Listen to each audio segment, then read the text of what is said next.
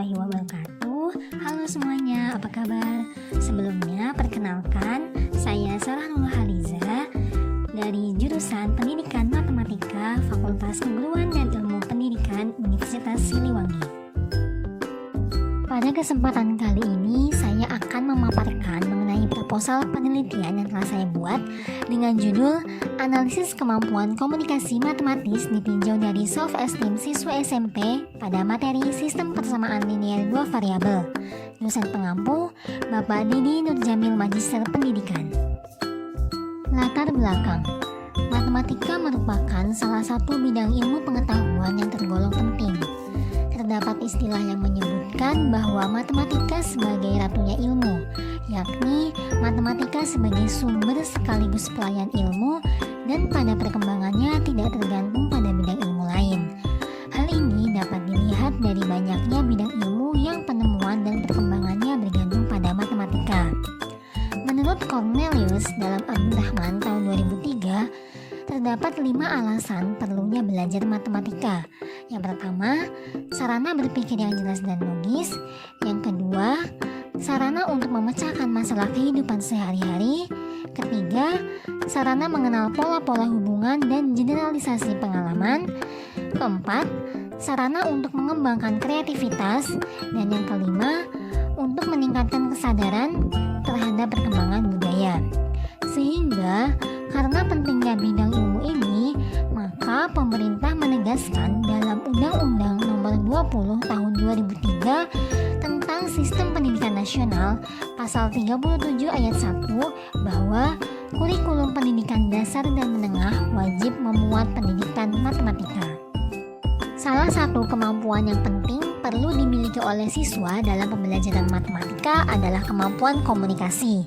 Menurut National Council of Teachers of Mathematics atau NCTM pada tahun 2000, kemampuan komunikasi matematis adalah sebuah cara untuk berbagi ide dan mengklarifikasi pemahaman. Hal ini berarti dengan kemampuan komunikasi matematis dapat membantu siswa dalam memahami materi pembelajaran.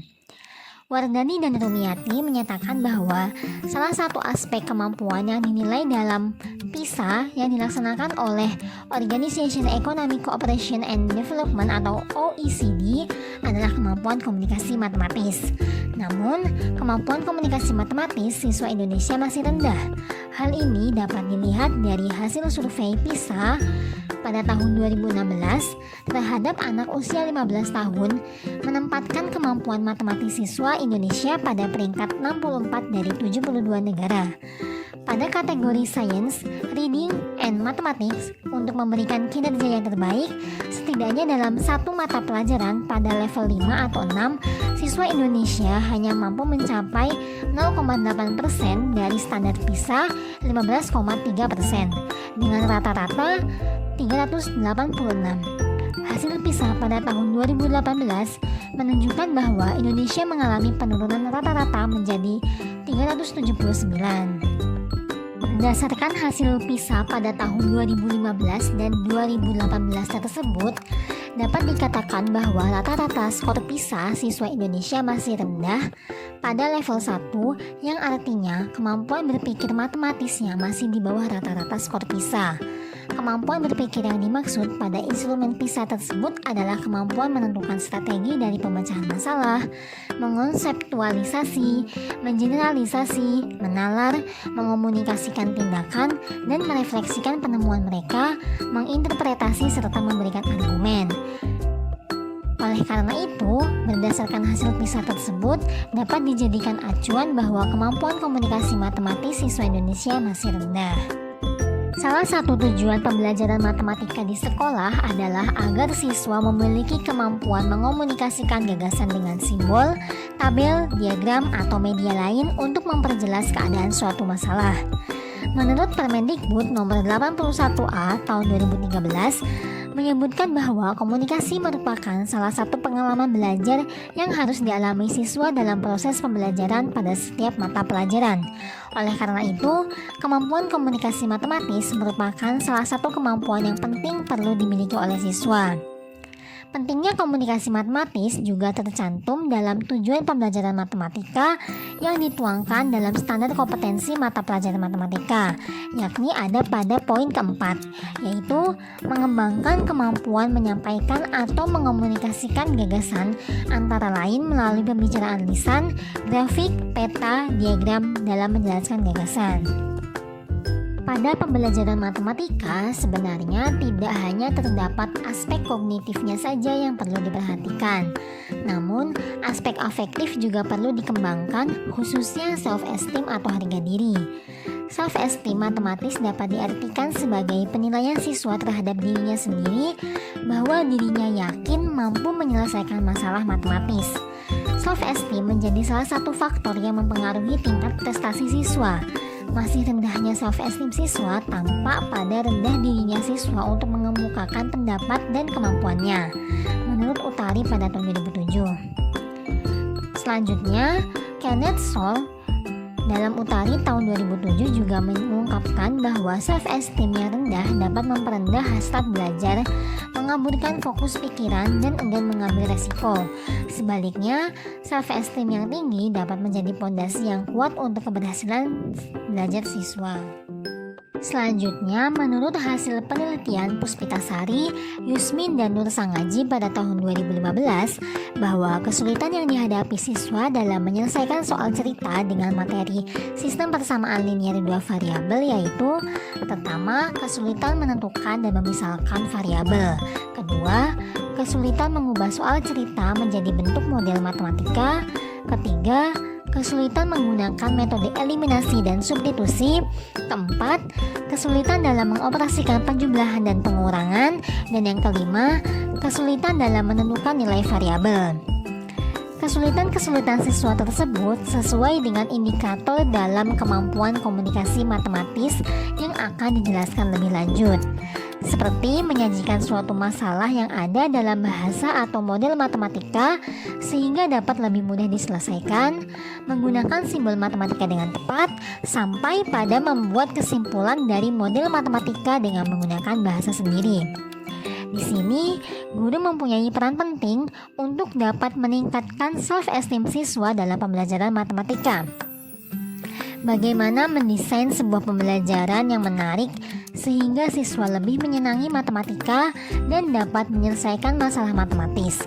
Dengan demikian, tidak ada siswa yang merasa dirinya tidak mampu menyelesaikan masalah matematis serta dapat meningkatkan prestasi belajarnya, yang berarti dengan self-esteem yang tinggi ini dapat meningkatkan kemampuan komunikasi matematis siswa.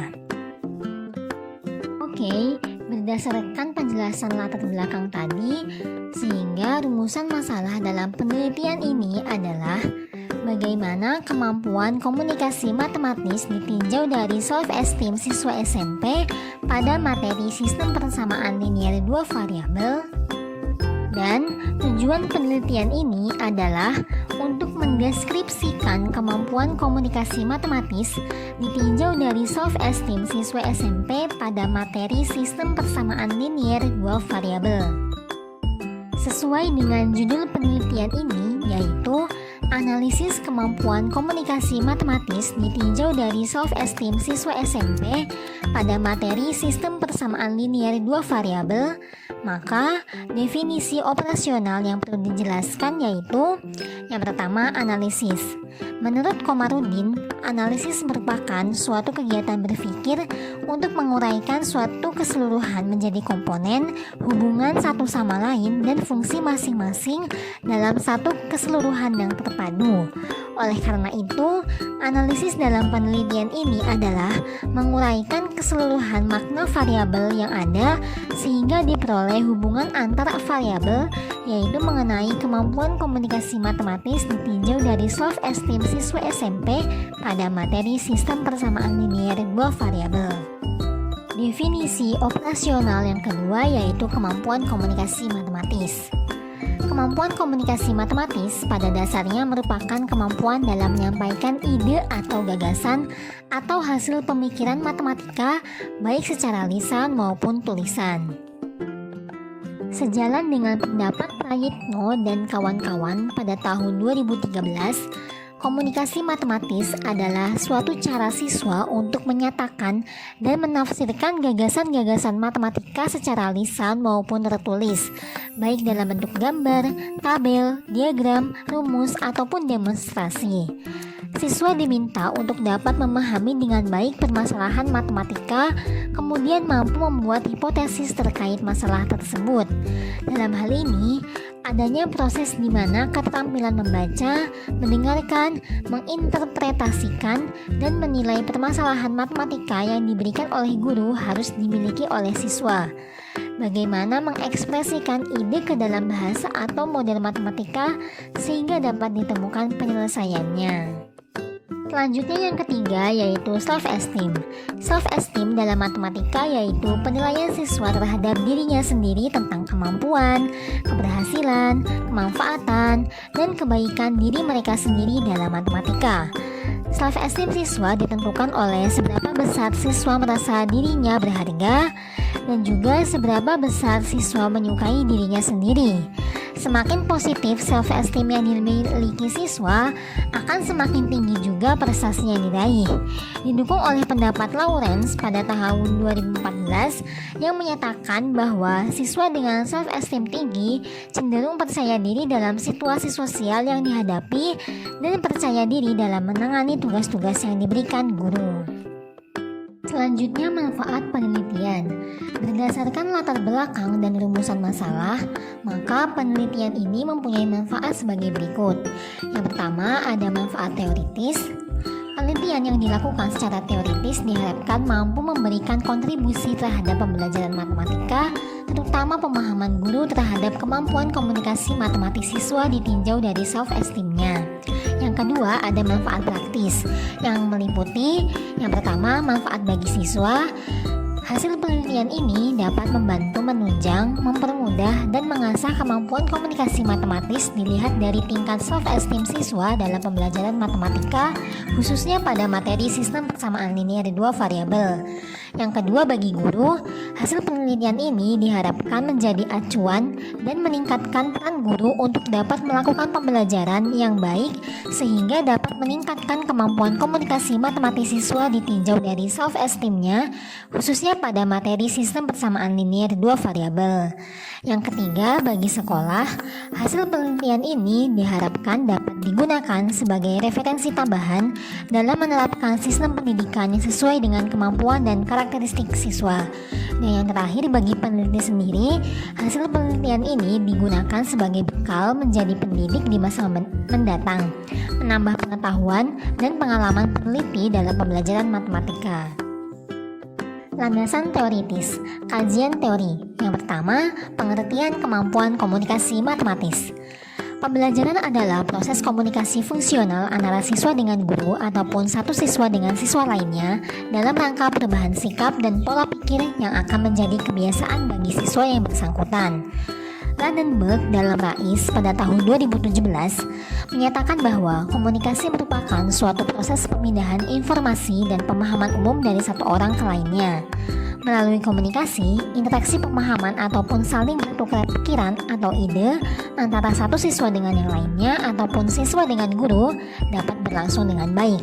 Sehingga dengan komunikasi ini, suatu pemahaman ide atau konsep dapat diperbaiki, didiskusikan, dikembangkan, dan dipublikasikan atau didemonstrasikan.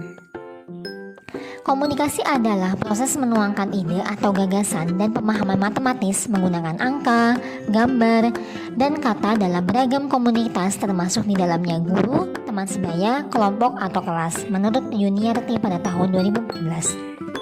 Hal ini juga diungkapkan oleh Suryadi pada tahun 2008 bahwa komunikasi matematika adalah cara untuk berbagi ide dan memperjelas pemahaman pada belajar matematika. Selanjutnya, NCTM pada tahun 2000 menyebutkan bahwa komunikasi matematis adalah sebuah cara untuk berbagi ide dan mengklarifikasi pemahaman. Hal ini berarti dengan kemampuan komunikasi matematis dapat membantu siswa dalam memahami materi pembelajaran. Lanjut, menurut Izzati dan Suryadi pada tahun 2010 menyatakan bahwa komunikasi matematis adalah kemampuan menggunakan bahasa matematis untuk mengekspresikan gagasan matematis dan argumen yang tepat, singkat, dan logis. Takahashi dalam Suryadi pada tahun 2008 mengatakan bahwa kesulitan siswa untuk memecahkan masalah, ide-ide yang berbeda, dan solusi yang berbeda merupakan sumber daya potensial yang mendorong siswa untuk berbagi, membandingkan, membenarkan, menjelaskan, atau membahas masalah tersebut. Interaksi antar siswa selama pembelajaran selain dapat memperdalam pemahaman siswa, namun dapat juga membantu siswa mengasah kemampuan berkomunikasi, menjelaskan, dan mendiskusikan ide-ide matematika. Nah, dari beberapa pendapat di atas, dapat disimpulkan bahwa komunikasi matematis adalah kemampuan siswa dalam menyampaikan ide atau gagasan atau hasil pemikiran matematika baik secara lisan maupun tulisan. Proses komunikasi membantu membangun kelengkapan makna dan gagasan hasil pemikiran siswa. Ketika siswa sedang mengomunikasikan pemahaman atau hasil pemikiran mereka secara lisan atau dalam bentuk tulisan, di sanalah mereka sedang belajar menjelaskan dan meyakinkan orang lain, serta mengembangkan keterampilan dan pengalaman mereka sehingga berhasil menyelesaikan permasalahan yang ada. Selanjutnya, mengenai aspek-aspek kemampuan komunikasi matematis. Barodi dalam Kohar pada tahun 2011 mengemukakan 5 aspek komunikasi antara lain. Yang pertama, representasi atau representing. Membuat representasi berarti membuat bentuk yang lain dari ide atau permasalahan. Misalnya, suatu bentuk tabel direpresentasikan ke dalam bentuk diagram atau sebaliknya. Representasi dapat membantu siswa menjelaskan konsep atau ide dan memudahkan siswa mendapatkan strategi pemecahan. Selain itu, dapat meningkatkan fleksibilitas dalam menjawab soal matematika. Yang kedua yakni mendengar atau listening. Aspek mendengar merupakan salah satu aspek yang sangat penting dalam diskusi. Kemampuan dalam mendengarkan topik-topik yang sedang didiskusikan akan berpengaruh pada kemampuan siswa dalam memberikan pendapat atau komentar. Siswa sebaiknya mendengar secara hati-hati terhadap pernyataan teman atau suatu grup, juga dapat membantu siswa mengonstruksi pengetahuan matematika lebih lengkap ataupun strategi matematika yang lebih efektif. Aspek komunikasi yang ketiga yaitu membaca atau reading. Proses membaca merupakan kegiatan yang kompleks karena di dalamnya terdapat aspek mengingat, memahami, membandingkan, menganalisis, serta mengorganisasikan apa yang terkandung dalam bacaan. Pengetahuan atau konsep-konsep yang terdapat dalam buku teks atau modul tidak dapat dipindahkan kepada siswa, melainkan siswa bisa bangun sendiri melalui membaca. Selanjutnya yaitu diskusi atau discussing.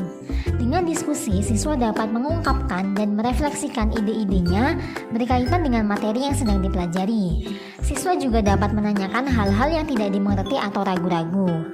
Selanjutnya, Barodi juga menguraikan beberapa kelebihan dari diskusi kelas antara lain. Yang pertama, dapat mempercepat pemahaman materi pembelajaran dan kemahiran menggunakan strategi. Yang kedua, membantu siswa mengonstruk pemahaman matematik. Yang ketiga, menginformasikan bahwa para ahli matematika biasanya tidak memecahkan masalah sendiri-sendiri, akan tetapi membangun ide bersama pakar lainnya dalam suatu tim. Dan yang keempat, membantu siswa menganalisis dan memecahkan masalah secara bijaksana. Selanjutnya yaitu aspek menulis atau writing. Menulis merupakan kegiatan yang dilakukan dengan sadar untuk mengungkapkan dan merefleksikan pikiran yang dituangkan dalam media baik kertas, komputer, maupun media lainnya. Menulis adalah alat yang bermanfaat dari berpikir karena siswa memperoleh pengalaman matematika sebagai suatu aktivitas yang kreatif. Dengan menulis, siswa mentransfer pengetahuan yang dimilikinya ke dalam bentuk tulisan. Selanjutnya mengenai indikator kemampuan komunikasi matematis. Menurut Sumarmo dalam Kohar pada tahun 2011, indikator yang menyatakan kemampuan komunikasi matematis siswa diantaranya adalah yang pertama, menyatakan situasi, gambar, diagram, atau benda lainnya ke dalam bahasa, simbol, ide, atau model matematika. Yang kedua, menjelaskan ide, situasi, dan relasi matematik secara lisan atau tulisan. Yang ketiga, mendengarkan, berdiskusi, dan menulis tentang matematik. Yang keempat, membaca dengan pemahaman suatu representasi matematika tertulis. Yang kelima, membuat konjektur, menyusun argumen, merumuskan definisi dan generalisasi. Dan yang keenam, mengungkapkan kembali suatu uraian atau paragraf matematika dalam bahasa sendiri.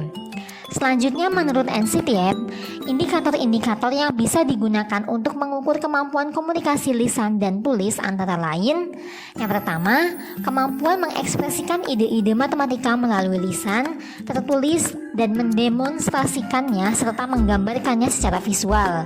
Yang kedua, kemampuan memahami, menginterpretasikan, dan mengevaluasi ide-ide matematika baik secara lisan maupun tulisan dalam bentuk visual lainnya. Dan yang ketiga, kemampuan dalam menggunakan istilah-istilah, notasi-notasi, dan struktur-struktur matematika untuk menyajikan ide, menggambarkan hubungan-hubungan dan strategi-strategi situasi. Berdasarkan indikator-indikator yang telah dikemukakan oleh beberapa ahli di atas, maka indikator kemampuan komunikasi matematis yang digunakan dalam penelitian ini antara lain: yang pertama, ada indikator kemampuan komunikasi matematis tertulis, yaitu meliputi: yang pertama, kemampuan menuliskan apa yang diketahui dan ditanyakan dalam suatu permasalahan. Yang kedua, menuliskan operasi perhitungan sesuai maksud dalam soal. Yang ketiga, menafsirkan solusi yang diperoleh ataupun menggunakan representasi menyeluruh untuk menyatakan konsep matematika dan solusinya. Yang keempat, menggunakan tabel, gambar, model, dan lain-lain untuk menyampaikan penjelasan. Dan yang kelima, kemampuan menjelaskan kesimpulan yang diperoleh.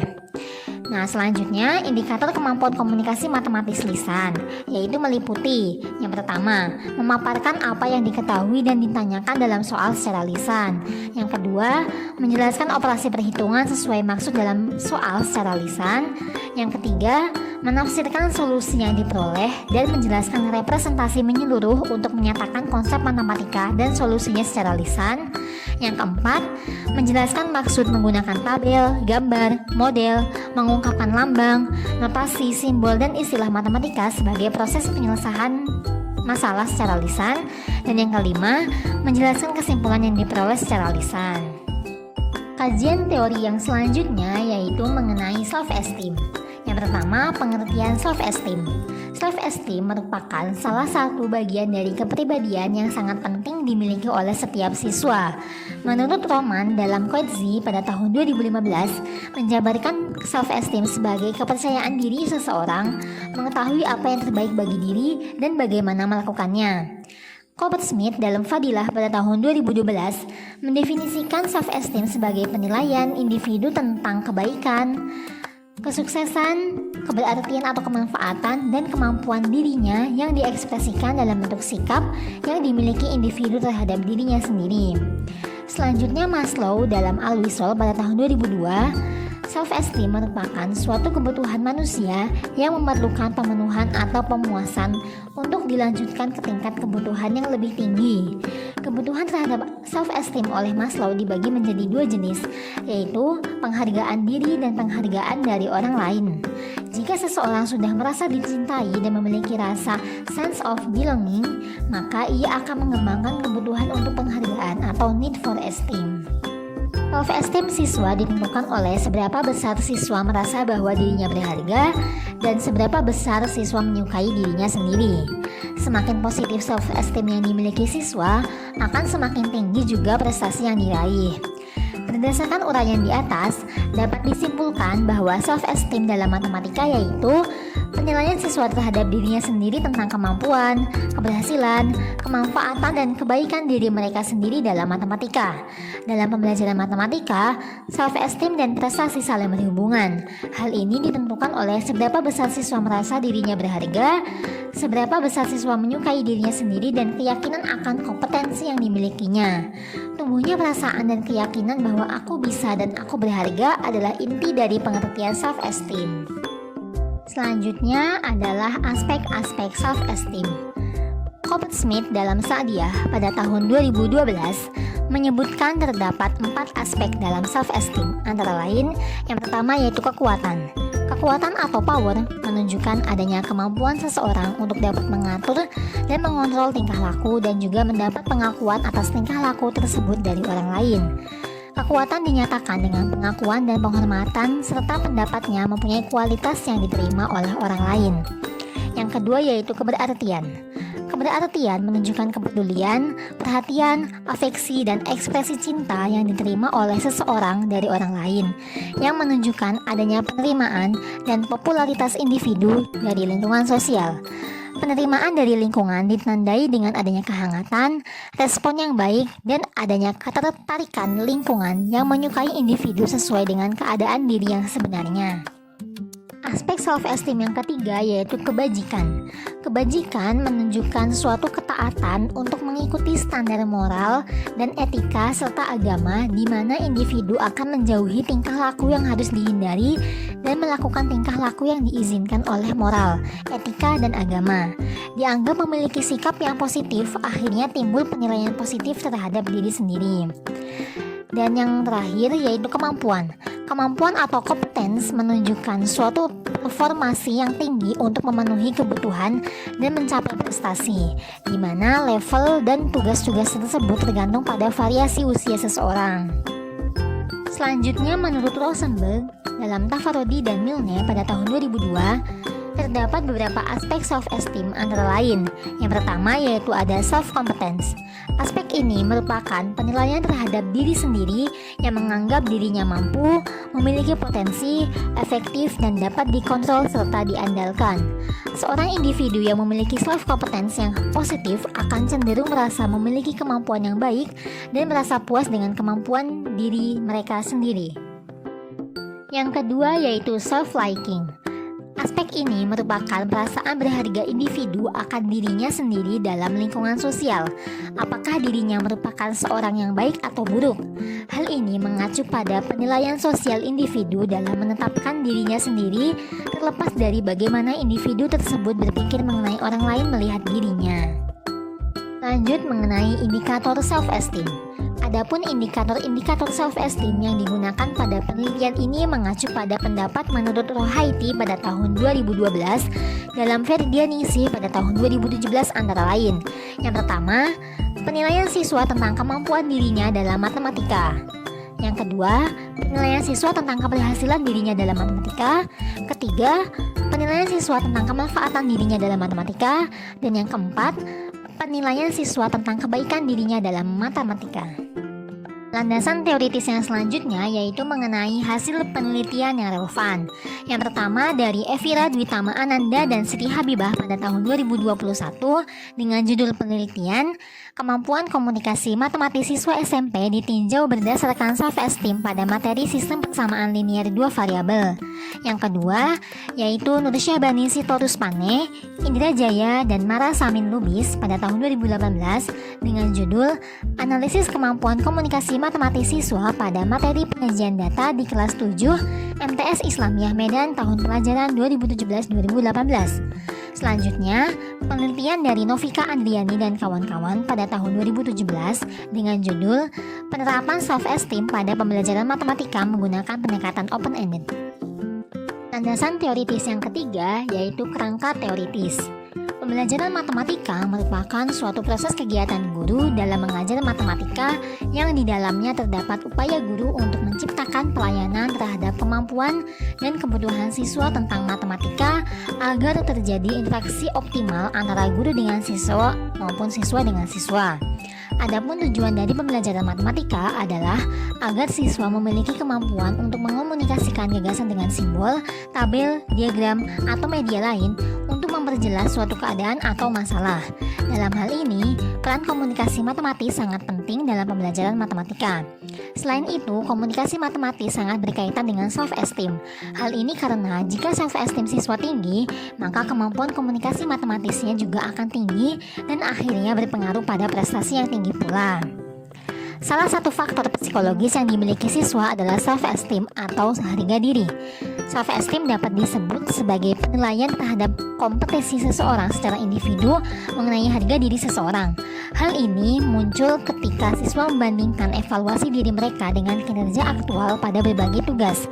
Selain itu, perbandingan antara diri yang dirasakan dan diri ideal sangat penting, khususnya selama masa remaja, karena pada masa remaja siswa menghadapi berbagai macam pekerjaan dalam mengembangkan dan menantang zaman mereka sendiri.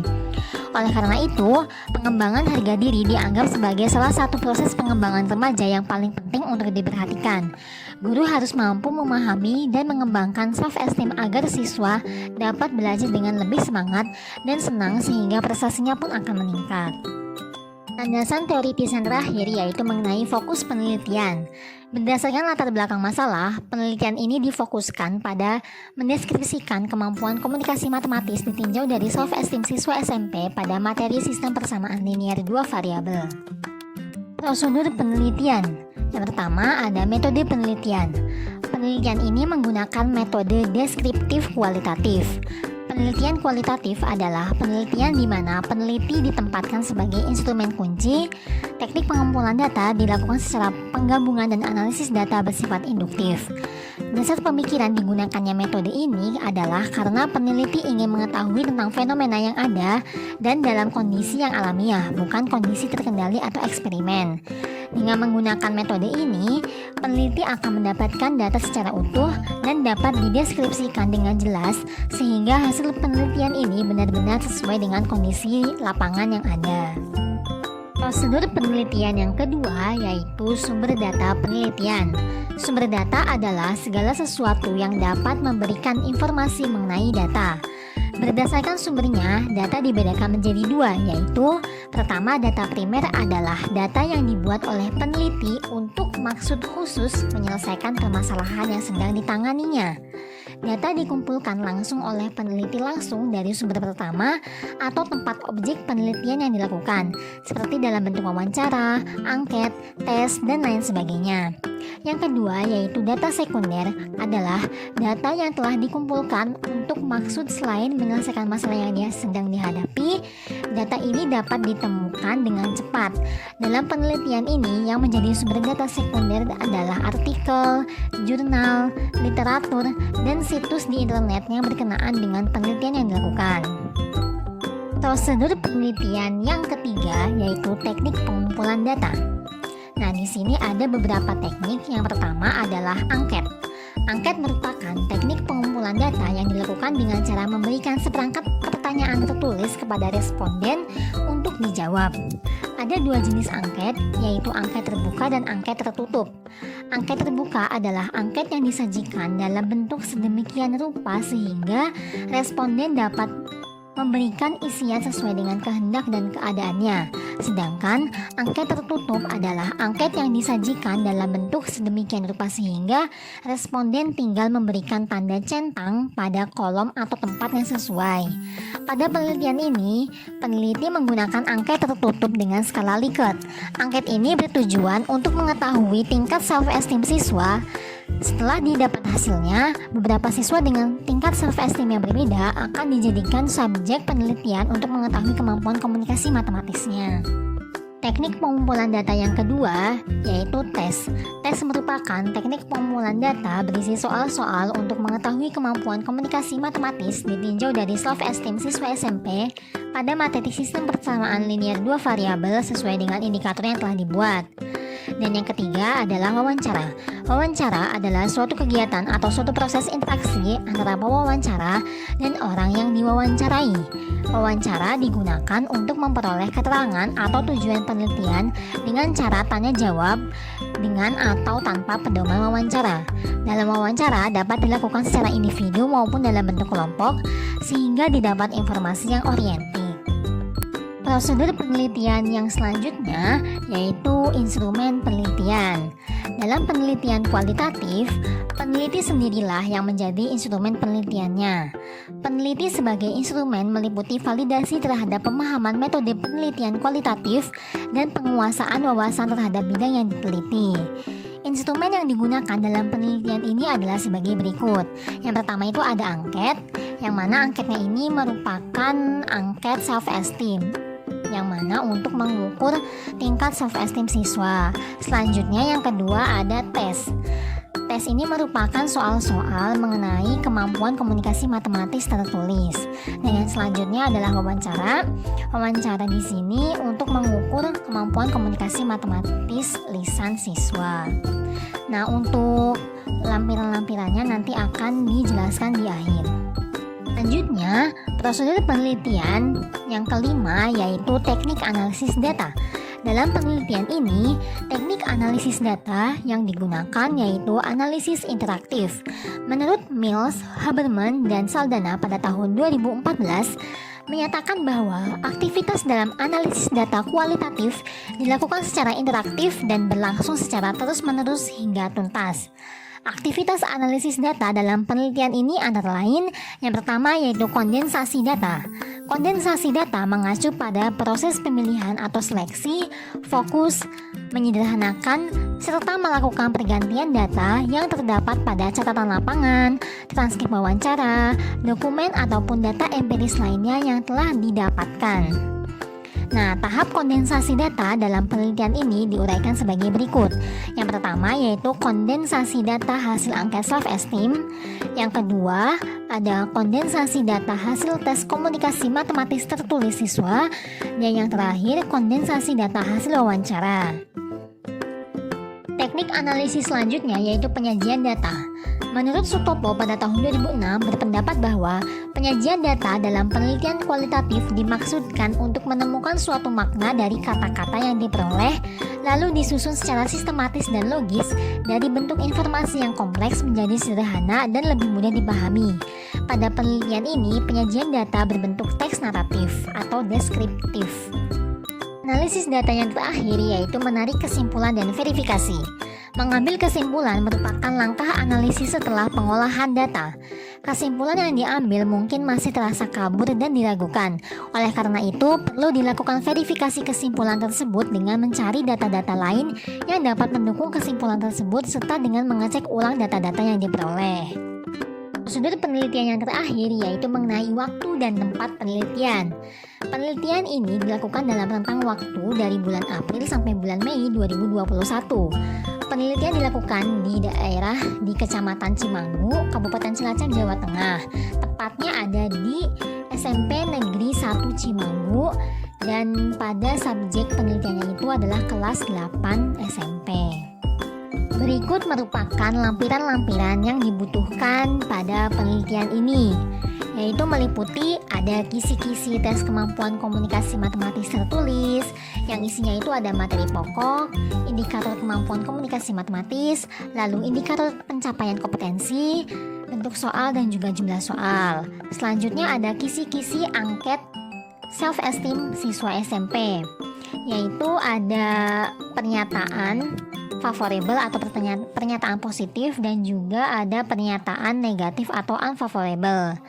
Lalu di selanjutnya itu ada susunan penilaian angket self-esteem dan juga ada penentuan kategori dari skala angket self-esteem.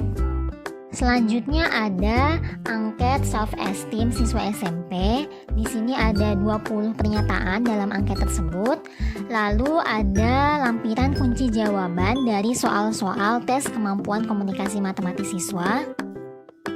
Dan totalnya itu ada 5 soal. Yang masing-masing soalnya itu sudah disesuaikan dengan indikator-indikator pada kemampuan komunikasi matematis.